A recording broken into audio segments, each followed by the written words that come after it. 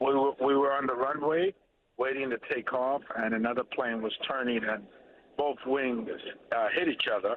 I felt the bump, the strong bump, and of course we were quickly alerted that we had to go back to the gate and go outside. So we're on another flight now back to the city, but I'm glad everybody's okay. Okay, so were you on a taxiway just off of the runway?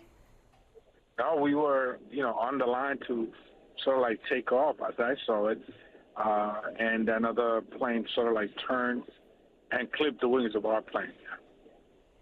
This plane that turned, I mean, can you explain? You'd think that they would be able to see you.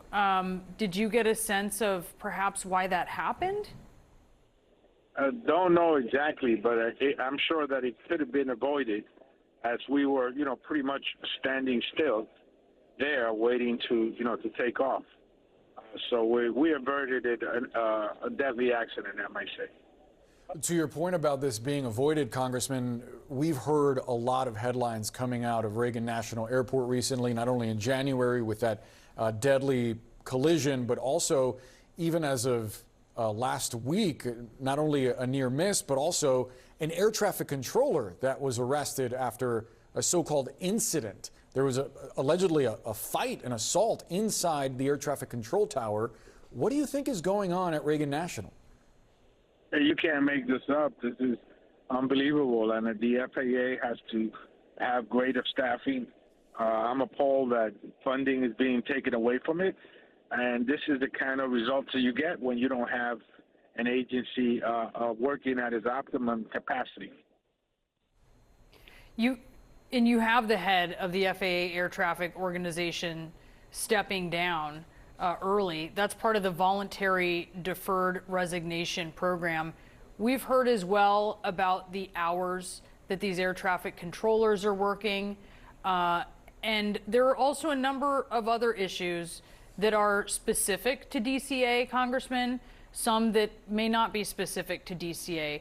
Are you seeing this as kind of a confluence of a number of different things that we are seeing these incidents? Well, what I can say is that an agency like the FAA that has everybody's safety within an inch of their hands must be fully funded, vigorously funded to avert any deadly accidents and incidents. And you can't half-step an agency as important as this. They should be fully funded. Congressman, I understand that the group that was on board was bipartisan. I wonder if you had any conversations with some of your colleagues from across the aisle about some congressional action that can come of what you personally just experienced as dysfunction at Reagan National. Not that kind of conversation. We did talk because, it was a shocking incident, but I'm sure we will do that when we get back. And what happened when the wings clipped? What was the reaction like inside of the plane? And what did the captain say to you?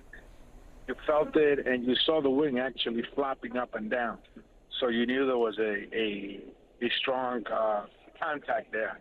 So you felt it really strong. And then when I looked out the window, I was right on the other side of the plane.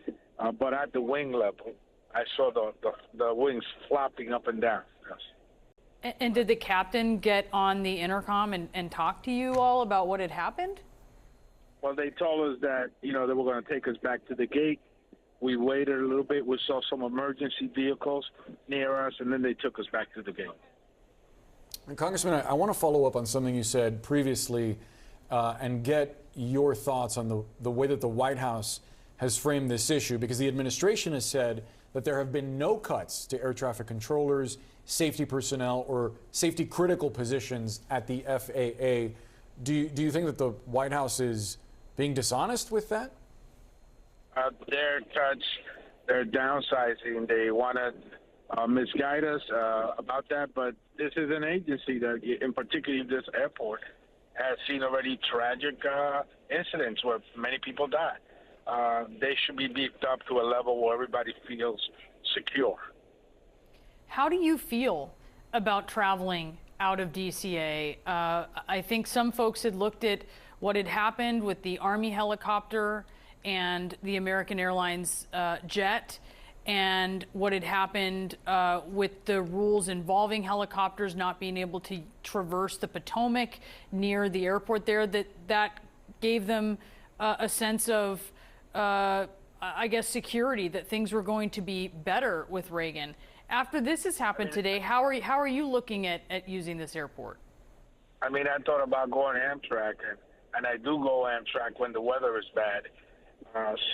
Yeah, this is a kind of dangerous place right here. Congressman, I want to make sure that our viewers know, I'm sure you do, but many years ago when Dulles was opened, the plan was for Reagan National ultimately to close, but at least my understanding and speaking to a lot of folks in the area and experts was that it remained open in large part because members of Congress wanted to use it for easy access to travel back to their districts. I wonder what your thoughts are about limiting the number of flights, maybe not closing Reagan National, but limiting the number of flights that are coming out of there. There's been a lot of pushback from members of Congress to do that. Well, I don't know who has done that, but, it's a busy airport. Local people use it. They feel comfortable with it. I think there needs to be greater safety measures implemented, and you could only get there if you have full staff. Yeah, and so if they're going to be looking at doing things, I mean, what is your message to other members of Congress who have resisted limiting flights and certainly are very loyal to the idea of using Reagan Airport? I mean, safety should come first. Everybody's safety, obviously, beginning with the general public.